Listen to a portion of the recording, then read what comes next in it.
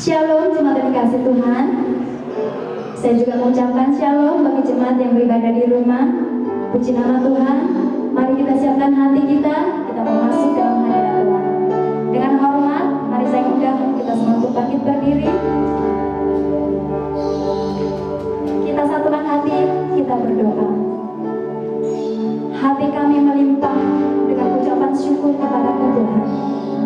Jika kami ada hingga hari ini, kami tahu semua karena kasih anugerah-Mu Bapa. Kami mau satukan hati kami mau satukan roh kami untuk datang memuji dan menyembah Engkau pada pagi hari ini.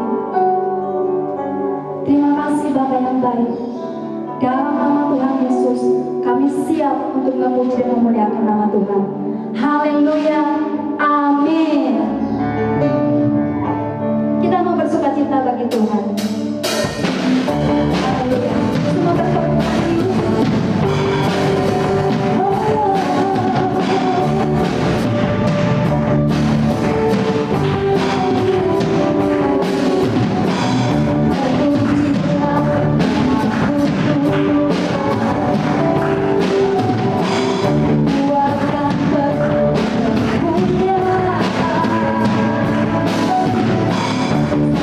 suara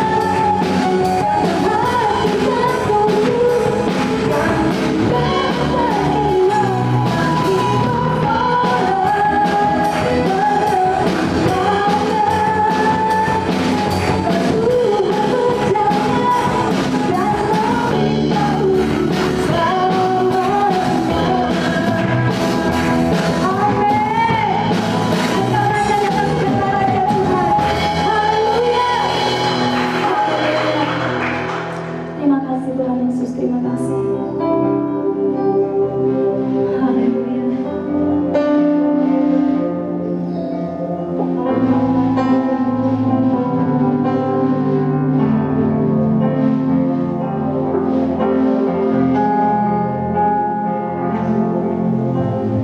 Kau hiasi kehidupanku dengan kemurahan-Mu.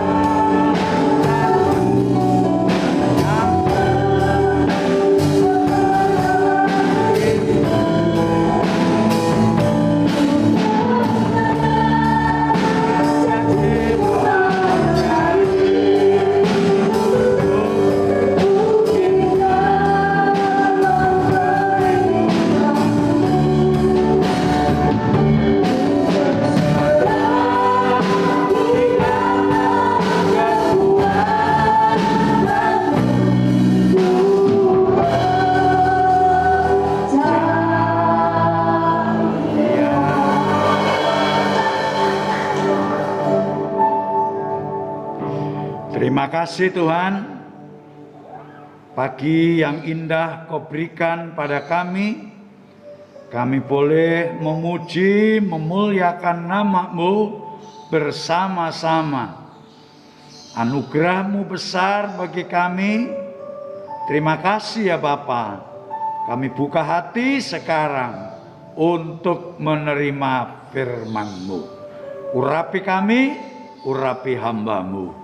Hanya dalam nama Yesus kami berdoa. Haleluya. Amin. Amin. Silakan duduk kembali. Selamat pagi jemaat yang dikasihi Tuhan. Shalom. Kita mengucap syukur kemarin kita sudah dapat melakukan vaksinasi di tempat ini.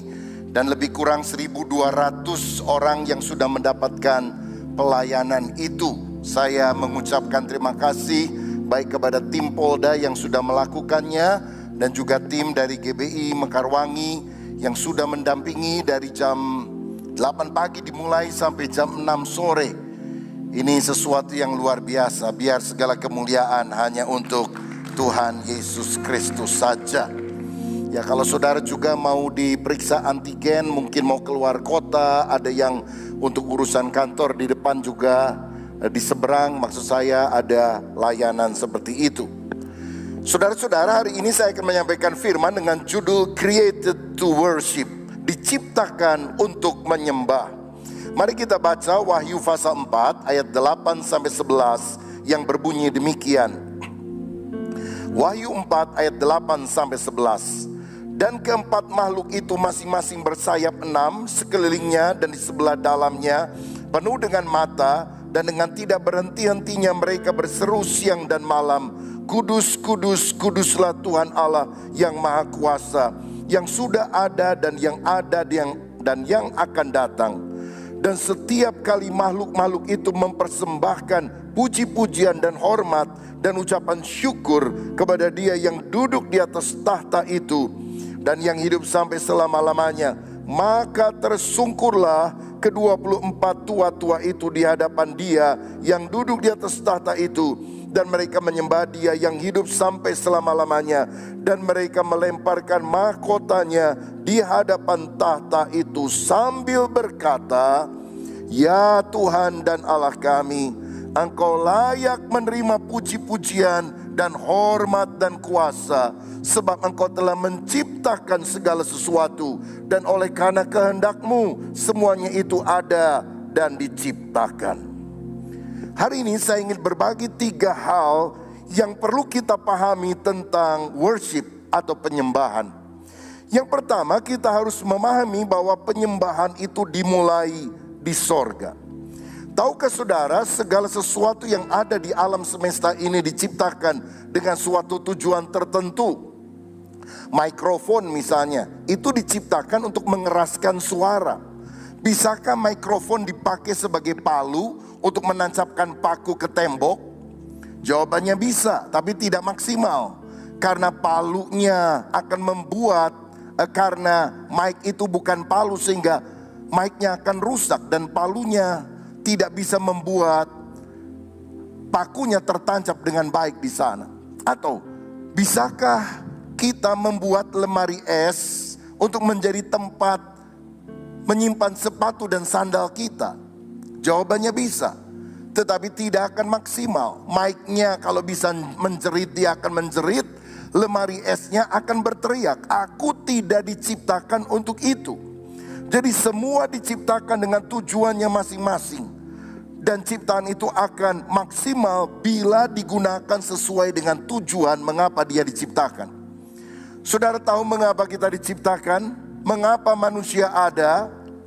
Kita diciptakan bukan untuk menjadi mesin pencetak uang yang harus bekerja dari terbit matahari sampai tenggelamnya banting tulang, peras keringat untuk mendapat uang lebih banyak lagi. Kita diciptakan untuk menyembah Tuhan. Tuhan menciptakan kita untuk kemuliaan namanya. Saudara, menyembah bukan berarti nyanyi saja, tetapi totalitas hidup kita untuk kemuliaan Allah. Karena di dalam Yesaya 43 ayat 7 dikatakan, semua orang yang disebutkan dengan namaku, yang kuciptakan untuk apa? Kemuliaanku, yang kubentuk dan yang juga kujadikan. Berarti penyembahan adalah segala aktivitas kehidupan kita yang tertuju bagi kemuliaan Tuhan. Artinya kalau kita makan, kalau kita minum, kalau kita menikah, kalau kita bekerja, kalau kita punya anak, kalau kita melakukan apapun, semuanya hanya untuk kemuliaan Tuhan. Ada seorang hamba Tuhan bernama John Piper berkata bahwa di dunia ini ada dua hasrat yang terbesar, bahkan hasrat yang terbesar di alam semesta.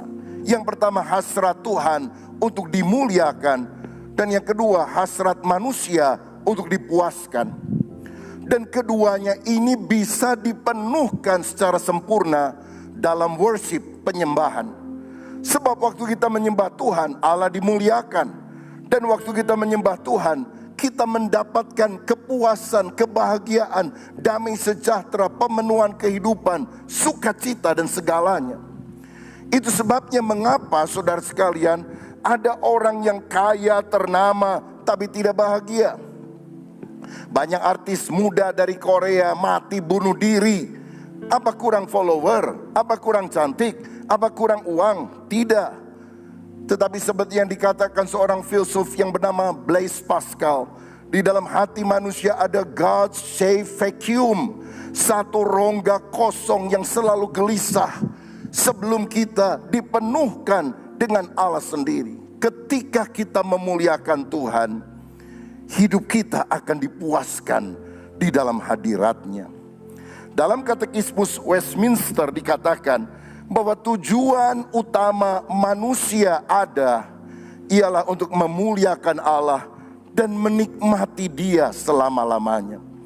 Inilah yang dipahami Raja Daud, sehingga dalam Mazmur 27 ayat yang keempat dia berkata, satu hal telah kuminta kepada Tuhan, itulah yang kuingini, diam di rumah Tuhan seumur hidupku, menyaksikan kemurahan Tuhan dan menikmati bait-Nya.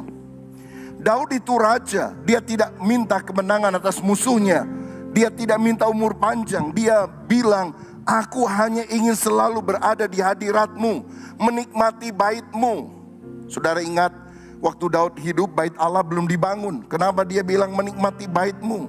Karena bagi Daud bait itu bukan gedung, tetapi kehadiran Tuhan sendiri. Itu sebabnya Daud walaupun banyak kesalahan, dia pernah melakukan dosa besar, Tuhan bilang, aku telah menemukan Daud bin Isai, orang yang hatinya berkenan kepadaku, orang yang cocok dengan aku, orang yang ngerti mengapa dia diciptakan, yaitu untuk menyembah aku. Seorang hamba Tuhan di abad keempat namanya Agustinus pernah berkata, ya Allah, Engkau telah menciptakan kami dan hati kami selalu resah sampai kami menemukan ketentraman di dalam Engkau. Hati kita selalu kosong dan gelisah sebelum kita berada di dalam Tuhan. Karena itu jangan hidup jauh dari Tuhan, jangan hidup di luar Tuhan. Hanya dekat Allah saja aku tenang. Hanya di dalam hadirat-Nya kita mengalami kasih dan kebaikan sejati daripada Tuhan. Nah, seperti saya katakan tadi, penyembahan itu dimulai dari sorga. Allah yang menciptakan malaikat-malaikatnya untuk memuliakan Dia. Salah satunya yang terkemuka adalah Lucifer. Lucifer adalah pemimpin penyembahan sorgawi. Saudara-saudara, tubuhnya itu diwarnai dengan seluruh peralatan musik, penuh dengan alat-alat musik. Tapi satu kali Lucifer berontak kepada Allah, Sang Pencipta, sehingga dia diusir dari sorga. Kenapa? Karena dia ingin disembah seperti Allah. Kok enak bener ya Allah selalu disembah? Kenapa bukan gua aja yang disembah? Itu yang ada di dalam benak daripada Lucifer. Dia berontak. Dia ingin menjadi seperti Allah. Karena itu dia diusir menjadi setan. Dan sejak saat itu sampai sekarang, saya mau katakan, setan sangat tidak suka kalau manusia menyembah Allah. Sebab penyembahan itu adalah yang dikehendaki oleh setan bagi dirinya, bukan bagi Allah. Dengarkan saya baik-baik. Setan gak peduli kalau kita punya gedung gereja yang bagus. Gak masalah kalau orang yang khotbahnya semangat berapi-api. Setan gak masalah kalau pelayannya punya seragam yang keren. Setan tidak suka ketika jemaat hadir untuk menyembah Tuhan. Sebab pada waktu kita menyembah Tuhan, setan akan tertuduh. Karena sebetulnya itu harus digunakan untuk kemuliaan Tuhan. Dan setan ingin mengambil bagian bagi dirinya sendiri. Itu sebabnya mengapa banyak orang datang ke gereja. Bagi setan no problem, yuk kamu mau datang ke gereja silahkan. Asal kamu jangan nyembah Tuhan. Karena yang gak heran di dalam gereja masa kini ada banyak orang ke gereja ingin nonton, saudara. Nonton siapa yang mimpin pujian, nonton siapa yang khotbah, nonton siapa yang main musik, nonton di LED gimana tampilannya, nonton gedungnya. Engkau tidak mengalami apa-apa dengan Tuhan kalau engkau datang sebagai penonton. Karena setan gak masalah saudara datang ke gedung gereja. Setan bermasalah ketika kita menyembah Tuhan. Sebab pada waktu kita menyembah Tuhan, hadiratnya yang kuat akan mengusir segala kuasa-kuasa iblis. Dan dia akan hadir di tengah umatnya, penuh dengan kemuliaan, penuh dengan kuasa. Itu sebabnya saudara, kita ngerti mengapa setan mencoba Yesus dan cobaan ketiga yang puncak. Dia bilang apa? Jika engkau ingin memperoleh seluruh harta dunia, sembahlah aku. Itu keinginan setan yang paling utama. Dia ingin disembah bahkan oleh Yesus. Tapi Yesus menjawab dengan skakmat, enyahlah iblis. Hanya Allah saja yang engkau sembah. Hanya kepada Dia engkau harus berbakti. Karena itu saudara, kita ingat, jangan pernah kita menyembah pekerjaan. Jangan menyembah uang. Jangan mengutamakan diri sendiri. Sembahlah Tuhan. Kita diciptakan untuk menyembah Tuhan. Saya mau bilang, kalau malaikat nyanyi sama saudara nyanyi, kira-kira lebih bagus mana? Pasti malaikat suaranya lebih bagus. Pemenang Indonesian Idol, American Idol gak mungkin bisa menandingi keindahan suara daripada malaikat. Tetapi kalau saudara dan saya menyanyi, walaupun suaranya agak-agak fals, serak-serak basah dan kering saudara sekalian. Tapi kalau kita menyanyi memuji Tuhan, Allah lebih suka mendengar pujian dari manusia.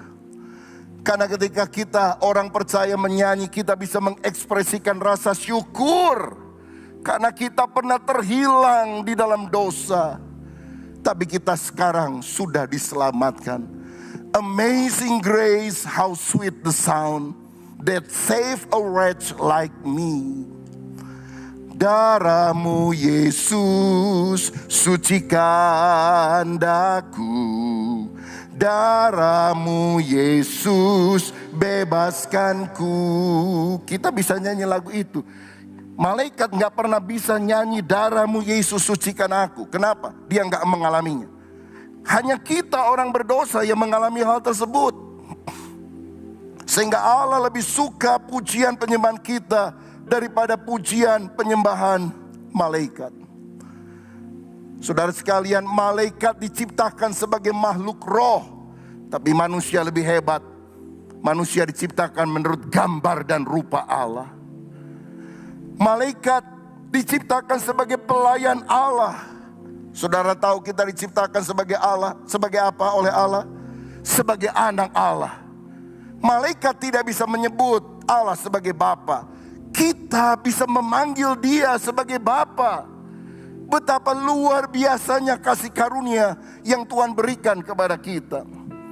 Waktu malaikat jatuh dalam dosa, malaikat dibuang oleh Allah. Tapi waktu manusia jatuh dalam dosa, Tuhan turun dari sorga mencari kita. Bahkan Dia rela mati di atas kayu salib demi menyelamatkan kita. Itu tidak dilakukannya untuk malaikat, itu dilakukannya bagi kita. Dan kalau kita bisa berbakti kepada Tuhan, itu karena kebaikan Tuhan. Saudara, kita berhutang penyembahan kepada Tuhan karena Dia mau melakukannya bagi kita. Ingat, setan berdosa dibuang. Engkau yang berdosa tetap dicari, tetap dikasihi, tetap diampuni, tetap disebut sebagai anak Allah. Betapa luar biasanya kasih Tuhan kepada kita. Dan kalau kita tidak menyembah Tuhan, kalau kita ya enteng-enteng saja menganggap itu sebagai sesuatu yang wajar untuk kita terima, betapa kita tidak mengerti kasih Allah yang begitu luar biasa. Kita berhutang segala-galanya kepada Tuhan. Itu sebabnya saudara, orang yang melayani dalam bidang pujian penyembahan harus sadar bahwa ini bukan pertunjukan, ini bukan show. Saudara tahu, ketika kita melayani pujian penyembahan, kita sedang melakukan peperangan rohani. Karena engkau sedang menggantikan tempatnya Lucifer. Dan Lucifer sangat tidak senang akan hal itu. Jadi kalau orang hanya karena suara bagus ikut audisi, lalu mau nampil, nggak hidup penuh Roh Kudus, tidak sungguh-sungguh hidup di dalam doa hadirat Allah, cuma main musik jago, main bass, main drum jago, digebuk setan loh saudara. Serius. Karena ini adalah pelayanan Lucifer. Dan kalau kita bisa menggantikan itu karena anugerah Tuhan yang luar biasa. Karenanya kita harus penuh dengan Roh Kudus. Sehingga seperti Daud ketika dia memetik kecapi, setan undur daripada Saul.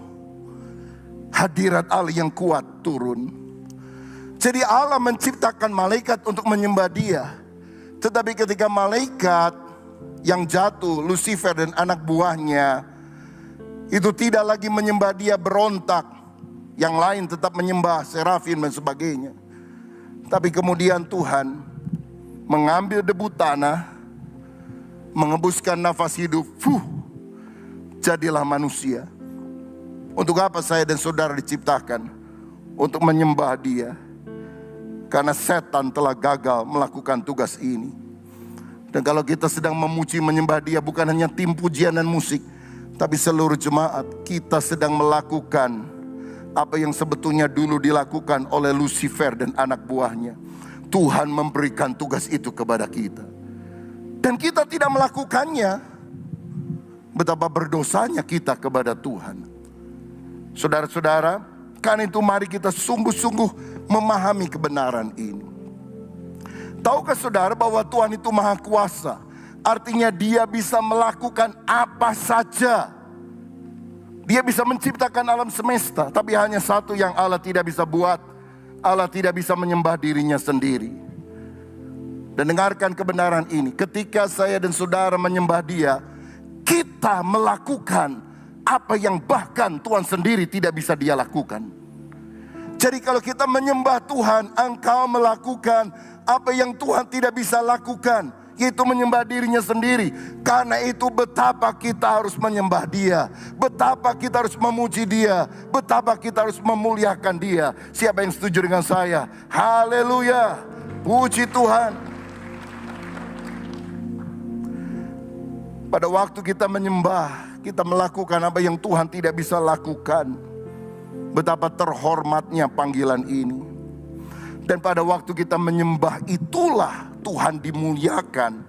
Dan kita dipuaskan di dalam hadiratnya. Allah senang ketika kita menyembah, karena Dia tidak bisa melakukan itu. Dan ketika Allah disenangkan, maka perkara-perkara yang luar biasa Dia akan curahkan kepada anak-anaknya yang tahu menyukakan hati Tuhan. Modal kita untuk berkemenangan di tengah tantangan, di tengah dunia, senangkan hati Tuhan. Kasihi Tuhan. Apa yang tidak pernah dilihat oleh mata, didengar oleh telinga, tidak pernah timbul dalam hati, Tuhan akan sediakan bagi setiap orang yang mengasihi Dia. Loh, menyembah itu bukan soal nyanyi bagus loh saudara. Menyembah itu soal hati. Sebab pada waktu manusia diciptakan oleh Allah, Allah memberikan satu hal yang sangat istimewa, free will, kehendak bebas. Sehingga kita bukan robot. yang harus menyanyi, menyembah, memuji Allah, memuliakan Allah dengan terpaksa. Free will, kehendak bebas, membuat kita bisa melakukan segala sesuatu dengan sukarela. Walaupun free will itu ada bahayanya, karena manusia bisa menyalahgunakan free will tersebut. Dan itu yang manusia lakukan. Adam dan Hawa dengan kehendak bebas free will-nya ternyata melanggar perintah Allah. Tapi Allah tetap tidak menciptakan robot-robot. Allah menciptakan makhluk hidup dengan hati yang Dia inginkan.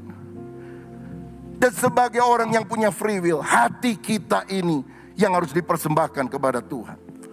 Kalau saudara datang ke gereja nggak nyanyi dengan hati, percuma, ibadahmu kosong. Kalau engkau melayani memuji Tuhan tidak dengan hati, hanya karena ingin terkenal, hanya karena pikir orang lain bisa melayani, kenapa saya tidak melayani? Percuma, saudaraku. Tuhan mencari umat penyembah yang melayani dengan hati. Yang paling Dia inginkan dari saudara bukan uangmu, itu punya Tuhan. Yang paling Tuhan inginkan dari saudara bukan talentamu, sehebat apapun, itu pemberian Tuhan. Yang Tuhan paling inginkan dari kita adalah hati kita. Karena itu Alkitab berkata, kasih Tuhan dengan segenap hatimu, jiwamu, akal budimu, kekuatanmu, segenap.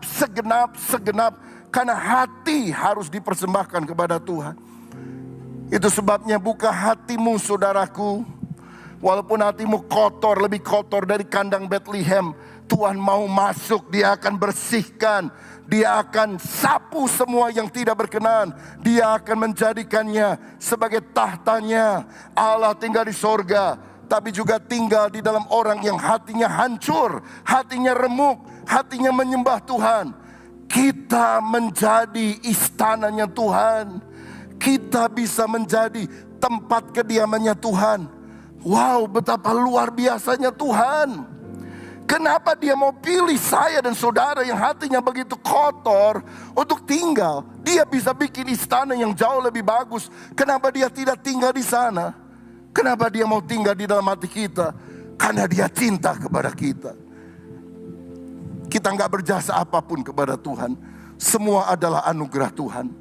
Tapi kalau kita tidak menyadari hal ini dan tidak hidup mengutamakan menyembah Tuhan, betapa kita tidak paham kita telah dipilih menjadi umat kesayangannya. Saudaraku, kita diciptakan untuk menyembah Tuhan. Penyembahan berasal dari sorga. Tetapi ketika Lucifer gagal melakukannya, Allah mengambil debu tanah. Sesuatu yang tidak berarti tampaknya, tapi di tangan Tuhan menjadi berarti. Karena ada nafas ilahi. Kita menjadi makhluk yang hidup.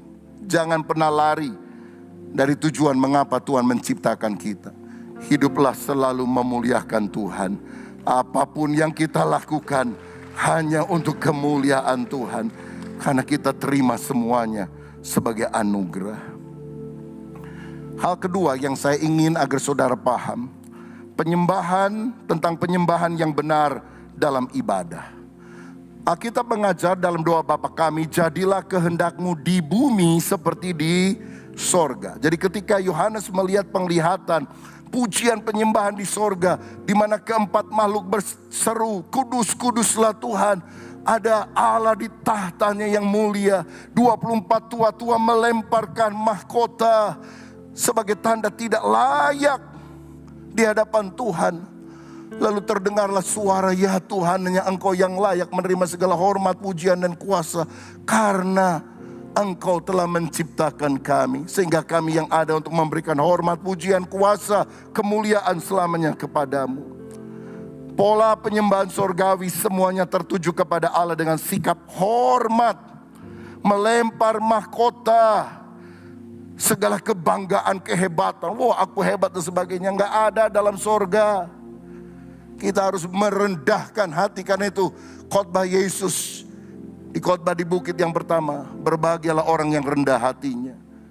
Karena Tuhan tidak akan pernah ada seorang pun mencuri kemuliaannya. Kalau menurut saudara, apa yang paling penting dalam sebuah kebaktian?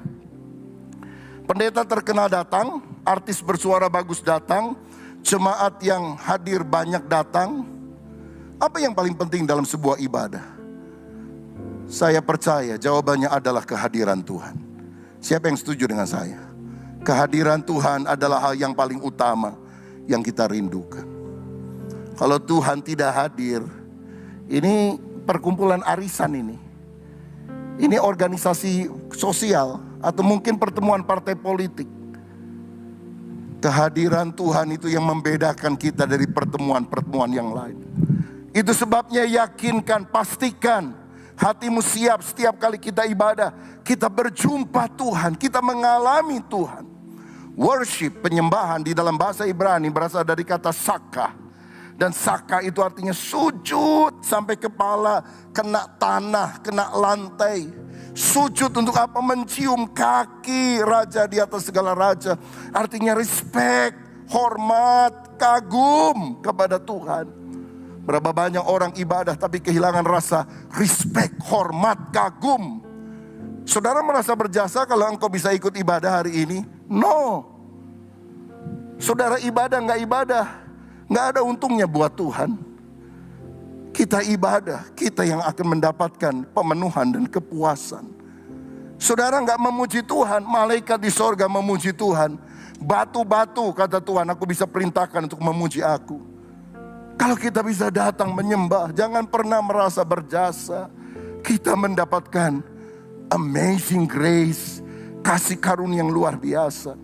Kata Yunani untuk menyembah adalah proskuneo, artinya to kiss, mencium. Itu bicara tentang keintiman. Apa saudara akan mencium sembarang orang yang saudara tidak kenal, yang lewat begitu saja di pinggir jalan? Tentu tidak. Kita mencium orang yang intim dengan kita. Suami atau istri, atau anak kita yang kita cintai. Tahukah saudara, orang yang menyembah Tuhan adalah orang yang kenal Tuhan secara pribadi. Orang yang mau menjalin relasi intim dengan Dia. Dan waktu kita beribadah, ini bukan entertainment. Kalau saya hari ini khotbah, ini bukan Rubin Show.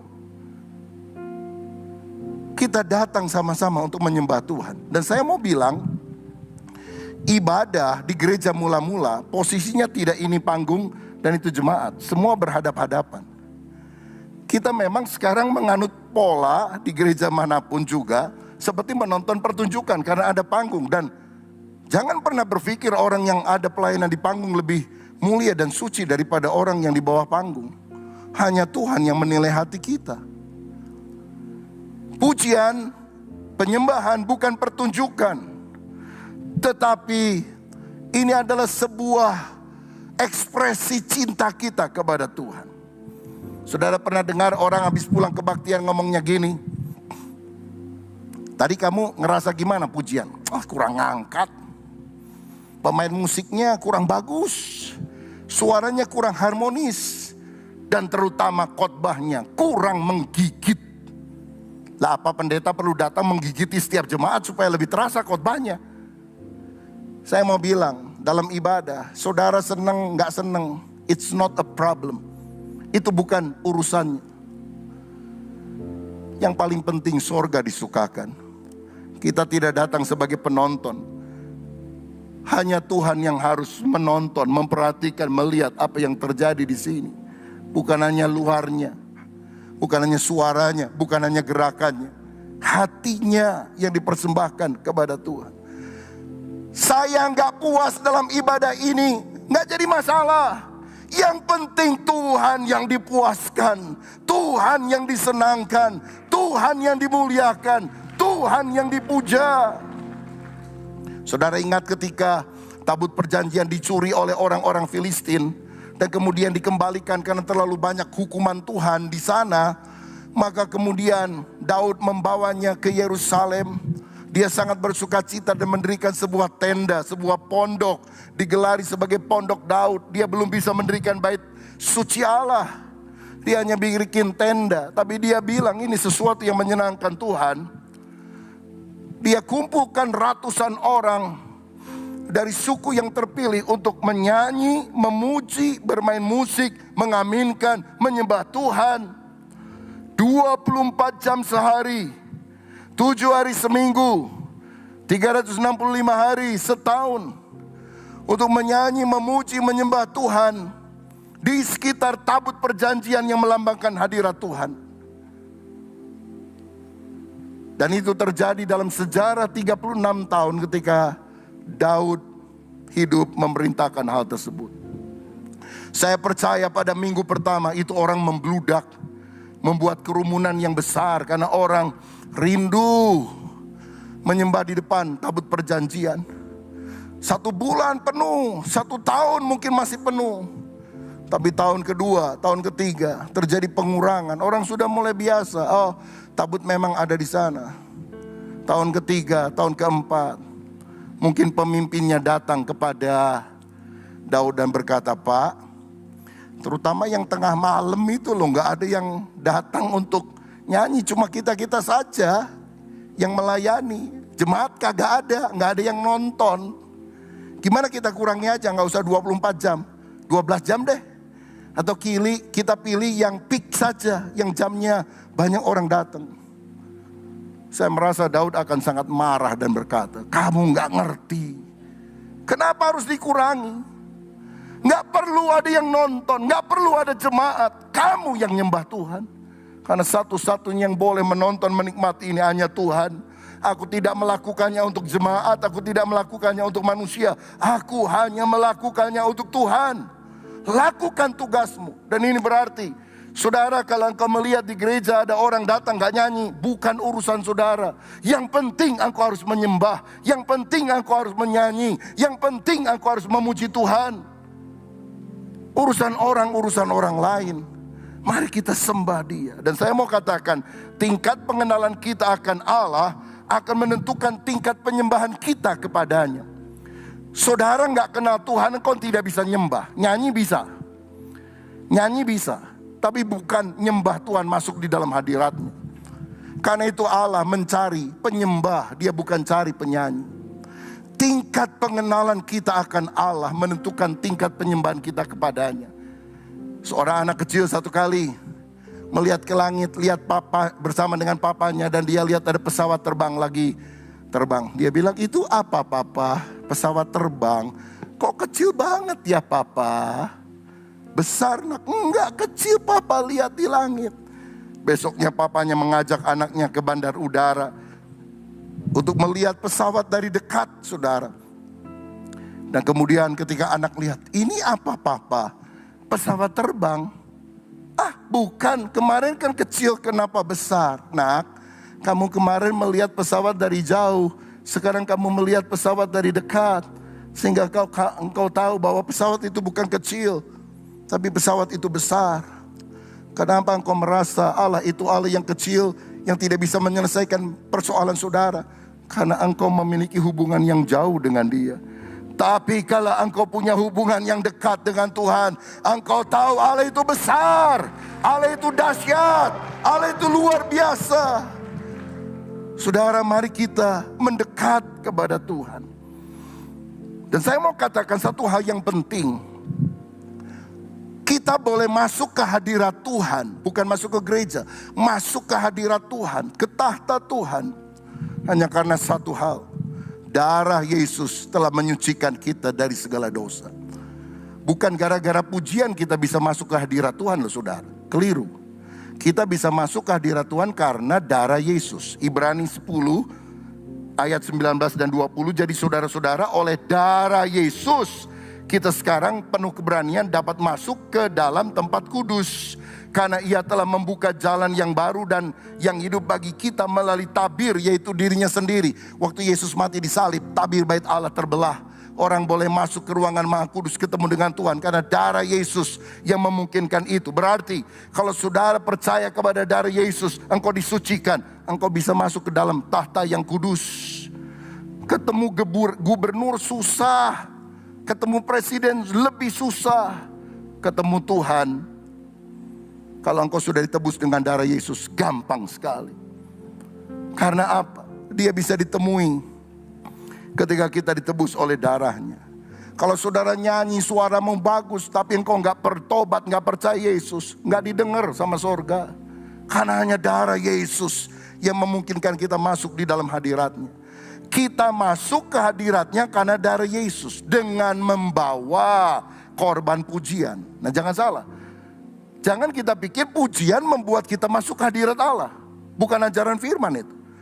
Pujian adalah persembahan yang kita bawa ke hadirat Tuhan karena pintunya telah dibuka, karena darah Yesus telah dicurahkan untuk mengampuni dan menebus segala dosa kita. Dalam ibadah juga kita harus sadar, bukan karena kita menyembah maka Allah itu hadir. Karena Allah itu punya sifat maha hadir. Allah hadir di sini bukan karena saudara dan saya yang menyembah Dia. Allah hadir di sini karena Dia berjanji, 2-3 orang berhimpun dalam namaku, aku hadir di tengah mereka.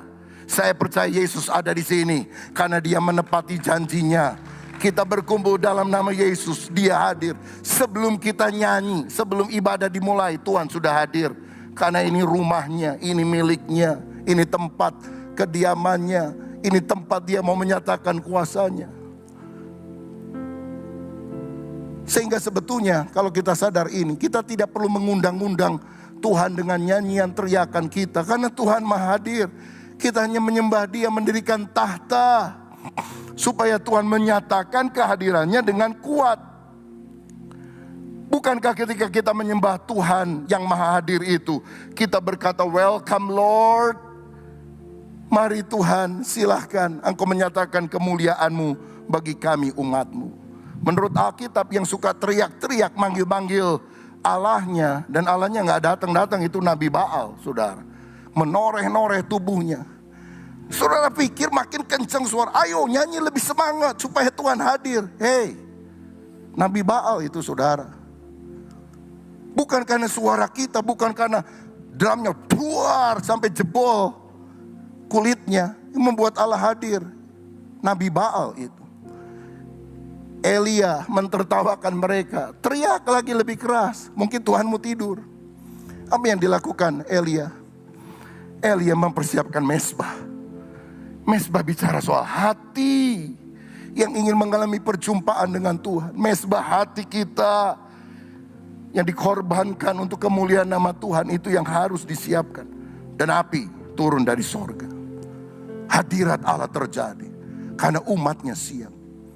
Dan saya percaya sampai hari ini mata Tuhan menjelajah seluruh bumi dan akan melimpahkan kekuatan bagi orang yang sungguh-sungguh mencari Dia. Allah maha hadir, tapi ketika kita menyembah Dia, Dia menyatakan, Dia memanifestasikan kehadirannya yang penuh dengan kemuliaan.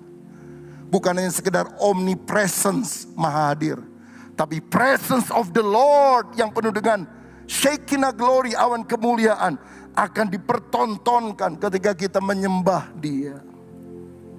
Penyembahan itu relationship, bukan religion. Itu sebabnya kalau ada orang datang ibadah, dia gak menikmati hadirat Tuhan, dia gak nyanyi, gak sungguh-sungguh. Dia hanya beragama, tapi dia tidak punya hubungan dengan Tuhan. Tapi kalau saudara punya hubungan dengan Tuhan, engkau senang ada di rumah Tuhan. Resapi setiap kata-kata pujian. Mungkin lagunya berkata, semua baik, semua baik. Bang, jangan hanya keluar dari mulut, tapi dari hati. Mungkin anggota keluargamu sakit. Mungkin engkau punya hutang belum terbayar. Mungkin engkau punya masalah yang besar. Tapi waktu engkau berkata semua baik, saudara memberikan korban kepada Tuhan. Korban Tuhan dimuliakan. Engkau akan dipuaskan di dalam hadiratnya. Hadiratnya hanya bisa dirasakan oleh orang yang mengasihi Dia. Minggu-minggu yang lalu saya banyak ada di Jakarta karena urusan untuk sinode, ada sidang majelis daerah di beberapa tempat. Dan saya cukup sibuk di apartemen di mana saya tinggal di sana. Tapi setiap kali istri saya mengambil HP dan menelepon ke rumah untuk mencari cucunya, baik cucu pertama atau kedua, bukan hanya voice note, tetapi video call, saudara sekalian. Bukan hanya voice call tapi video call. Saya lagi baca Alkitab, saya lagi ngetik, saya lagi apapun, saya hentikan semuanya. Hanya untuk bisa melihat wajah cucu saya. Walaupun dia ngomong belum terlalu lancar. Apalagi yang kecil, yang kedua hanya bisa senyum-senyum. Oh, tapi senang, sukacita. Cucu yang lebih besar sudah ngomong, ditanya, opa namanya siapa? Rupin. Waduh, senang saudara. Dan terus terang saudara, saya kalau lihat wajah anak-anak kecil yang lain yang kata orang tuanya lucu-lucu, saya lihat ya beberapa detik lah. Tapi setelah itu, oh iya lucu, begitu aja saudara. Kenapa? Saya nggak punya relasi. Tapi kepada cucu saya, aduh saya bisa menikmati. Sehari bisa berkali-kali. Saudara, kalau engkau punya relasi dengan Tuhan, engkau tidak akan bosan menyembah di hadirat Tuhan. Kenapa kita bosan menyembah di hadirat Tuhan? Kita nggak punya relasi apa-apa. Itu sebabnya nyanyi dengan segenap hati, karena kita punya relasi dengan Tuhan. Kita seringkali dengar begini, saudara, tibalah saat yang paling penting, yaitu mendengarkan firman Tuhan. Kira-kira menurut saudara, apa Tuhan rindu dengar khotbah pendeta? Siapa yang setuju dengan saya? Allah sangat rindu mendengar khotbah pendeta. Apakah Allah berkata di sorga kepada malaikatnya, "Weh, di Mengkarwangi hari ini pendeta favorit saya Ruben Adi Abraham khotbah. Ayo kita dengarkan baik-baik." Coba pikir, apa mungkin Tuhan berkata itu? No. Siapa saya? Waktu dalam ibadah yang merupakan waktu favorit bagi Tuhan. Kapan? Bukan waktu khotbah, waktu pujian penyembahan.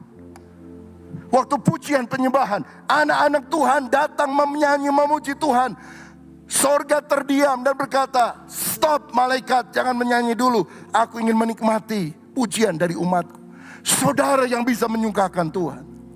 Karena itu saya bilang jangan suka telat kalau datang ibadah. Apalagi dalam masa pandemi ini, waktu pujian sudah singkat. Itu bagian favorit dari Tuhan. Dan kita melewatkan begitu saja. Buat apa saudara datang hanya dengar khotbah?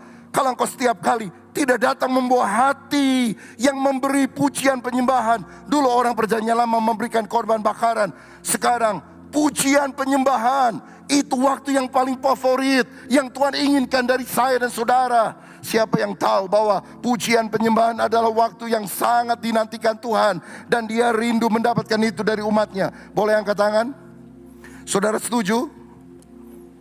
Mana yang lebih Tuhan rindukan? Mendengar khotbah pendeta atau ketika umatnya memuji menyembah Tuhan? Saya yakin ketika umatnya memuji menyembah Tuhan, berdoa kepada Dia. Itulah pelayanan kecapi dan cawan emas yang dicatat dalam Wahyu 5 ayat 8. Ada kecapi, pujian penyembahan. Ada cawan emas penuh dengan kemenyan. Itulah doa orang-orang kudus. Karena pujian tidak bisa dilepaskan dari doa.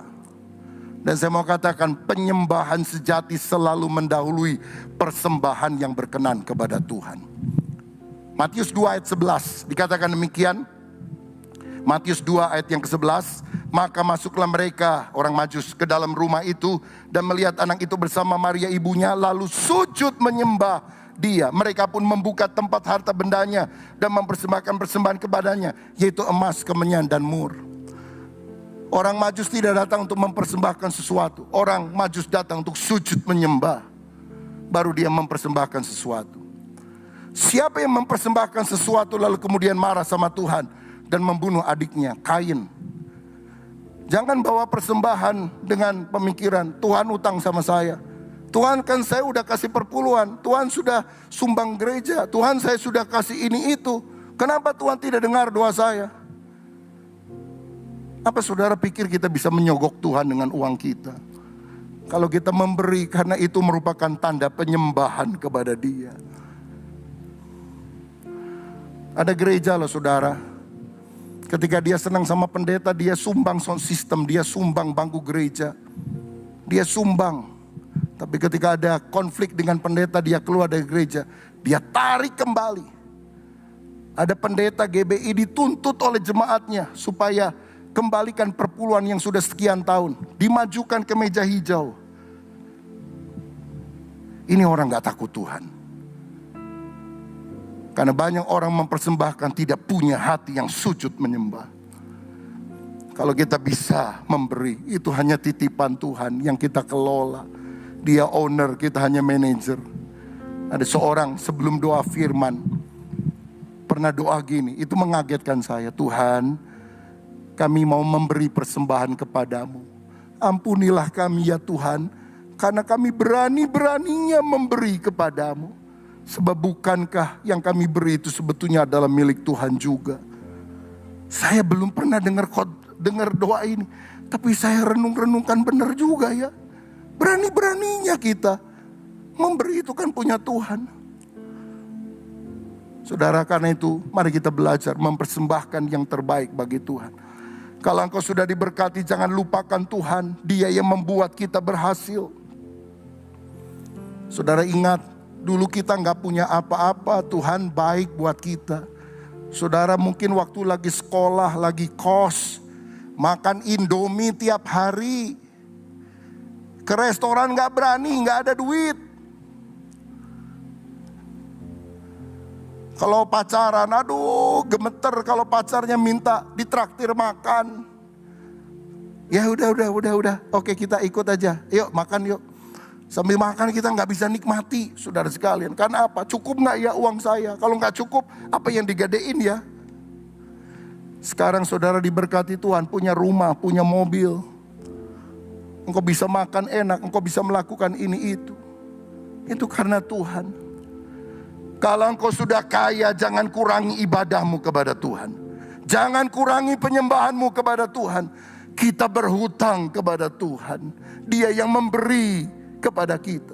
Dan kita datang ibadah bukan supaya kita kaya. Lalu setelah kita kaya kita tinggalkan Tuhan. Kita datang ibadah karena kita mencintai Tuhan. Karena kita mengasihi Dia. Karena kita ingin memberikan rasa syukur, hormat, pujian, penyembahan kepada Tuhan. Siapa yang setuju dengan saya? Kita beribadah bukan supaya cari kaya. Kita beribadah karena kita mengasihi Tuhan yang telah memberikan segala-galanya di dalam kehidupan kita. Cari wajahnya, bukan hanya perbuatan tangannya. Jangan hanya berkatnya, tapi cari pribadinya, sembah Dia. Dan yang terakhir, yang ketiga, penyembahan sejati mengubah hidup. Keempat makhluk berkata, kudus, kudus, kuduslah Tuhan. Saya percaya orang yang berada dalam hadirat Tuhan akan diubah dalam hadiratnya. Seperti keempat makhluk sorgawi, kudus, kudus, kuduslah Tuhan. Kita akan serupa dengan apa yang kita sembah. Kita tidak akan serupa dengan dunia ini, tapi kita akan mempersembahkan tubuh kita, hidup kita sebagai persembahan yang hidup, yang kudus, yang berkenan. Itu adalah ibadah yang sejati. Efesus 1 ayat 4 dan 5 berkata begini, sebab di dalam Dia Allah telah memilih kita sebelum dunia dijadikan supaya kita kudus dan tak bercacat di hadapannya. Dalam kasih Ia telah menentukan kita dari semula oleh Yesus Kristus untuk menjadi anak-anaknya sesuai dengan kerelaan kehendak-Nya. Saudara sekalian, kita ini bisa jadi anak Tuhan karena kita sudah dipilih loh dari sejak awal dunia ini dijadikan. Dunianya belum diciptakan, saudara dan saya sudah ada dalam pengetahuan Allah dan Allah memilih kita. Allah memilih kita sebelum dunia diciptakan. Kalau engkau satu-satunya orang Kristen dalam keluarga dan yang lain tidak menyembah Yesus, itu bukan karena saudara hebat. Engkau dipilih oleh Tuhan. Kalau teman-temanmu hari Minggu hura-hura pergi ke berbagai tempat, makan enak sana sini, saudara melayani Tuhan. Mungkin ada yang bisa ibadah dari pagi sampai sore, melayani Tuhan tanpa upah apapun. Itu karena engkau dipilih oleh Tuhan. Saya bisa melayani karena saya dipilih oleh Tuhan. Dari mana saudara tahu kita dipilih? Kalau engkau percaya kepada Yesus.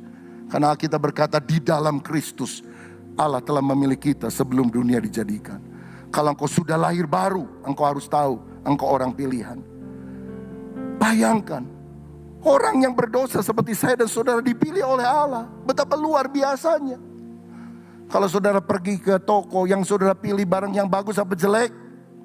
Bagus. Tuhan pilih yang jelek. Tuhan pilih yang tidak layak. Dia ambil debu tanah yang tidak berarti ini, yang hatinya kotor karena dosa. Dia mati di salib, mencurahkan darahnya untuk membersihkan kita. Oh Tuhan, betapa besar, betapa mulia nama-Mu. Tapi untuk apa kita dipilih? Ayat 5 berkata supaya kita, ayat 4 berkata supaya kita kudus. Saya yakin kita nggak bisa menguduskan diri, tapi kalau kita ada dalam hadirat-Nya, kita akan diproses makin kudus, makin kudus. Kita dijadikan sebagai anak-Nya. Kalau ada orang berdosa dihakimi oleh hakim, lalu hakim berkata, dengan ini saya menyatakan engkau tidak bersalah, engkau orang benar. Tok, waduh itu sukacitanya luar biasa. Dan Yesus telah membenarkan kita.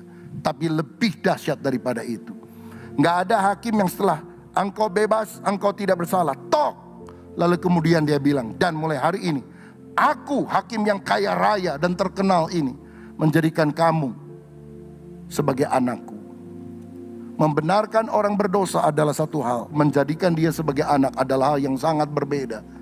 Allah melakukan keduanya. Allah tidak hanya membenarkan kita orang berdosa, Dia menjadikan kita sebagai anak-Nya. Kita bisa memanggil Dia sebagai Bapa. Oh betapa besar kasih-Nya. Karena itu mari kita hidup dekat dengan Tuhan. Ayat yang terakhir, Mazmur 65 ayat 5. Berbahagialah orang yang engkau pilih dan yang engkau suruh mendekat untuk diam di pelataran-Mu. Kiranya kami menjadi kenyang dengan segala yang baik di rumah-Mu, di bait-Mu yang kudus. Dipilih untuk apa? Diselamatkan. Dipilih untuk apa? Hidup kudus. Dipilih untuk apa? Berbahagialah orang yang dipilih untuk dekat di hati Tuhan. Nearness is likeness. Semakin kita dekat, semakin kita serupa dengan apa yang kita dekati. Penyembahan tidak perlu disuruh. Ibadah tidak perlu didorong-dorong. Ayo dong, ayo. Ayo kan di gereja sudah pakai prokes. Ayo dong, di gereja kan udah divaksin. Kalau engkau gak haus, engkau tidak akan pernah datang kepada Tuhan. Bahkan di rumahmu saja.